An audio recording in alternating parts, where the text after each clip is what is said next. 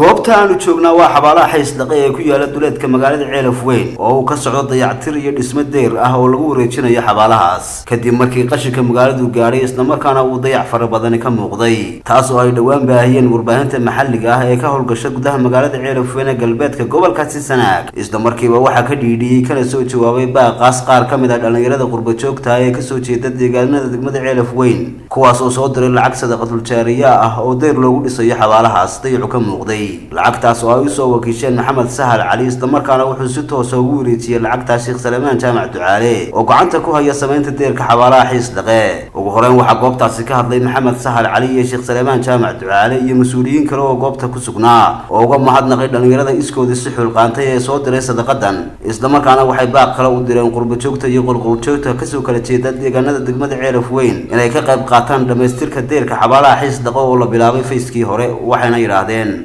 iyo waliba dhalinyaraha oo aan wali sharciyanahayn oo ah dhalinyarada dhawaan ka tagtay magaalada maskaxdu ka keenay inay markay ka daawadeen meediyaha xabaalihii oo qashinkii gudaafadii dhex taalo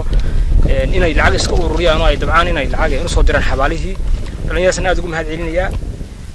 waxaan kaloo sheegayaa in wali ay qabyo tahay xabaalihii oo lacagtii aanay dhameystirnayn waxaanu markaa u sheegaynaa cidda dhageysata ama daawata hadalka yagaas mitir iyo 20 bay joogtaa koow xaqaana way ka madhnaanaysaa oo dhinaca bariga iyadana way ka madhnaanaysaa way ka go'aysaa waa 150 mitir baan aanan ugu tala gelin iminka inaanu sameeyno laakiin waxaanu sameeyno inaanu sameeyno 1500 oo mitir inaanu sameeyno ayaanu ugu tala galay oo wareejino halka mitir iyo 20 aanu ku wareejino waxa isku hadhaya gaabnaanta intaasa iyo 150 kilomitir ayaa isku hadhi doona hadii ay la qadiro waa wax loo baahan yahay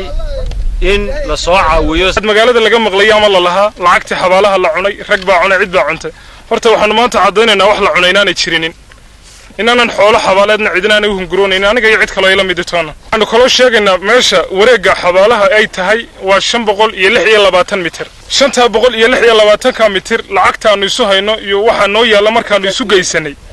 waxa noo dhismaya 376 mitir waxa banaanaanaya 150 mitir ayaa banaanaanaya aan wax dhismaa loo haynin 150 mitir aanu sheegaynaa aanu leenahay waa banaan yahay iyo inta ka dhiman 2 mitir in cidii wax ku darsanaysa hore loogu darsanaysa ninkii xabaal wax ku darsada waa nin Ilaahay wax u dhiibtay ninkii Ilaahay wax u dhiibanaya ama dal ha joogo ama dibadda naga maqlay ee muuqaalka maanta aanu tabinayna daawanaya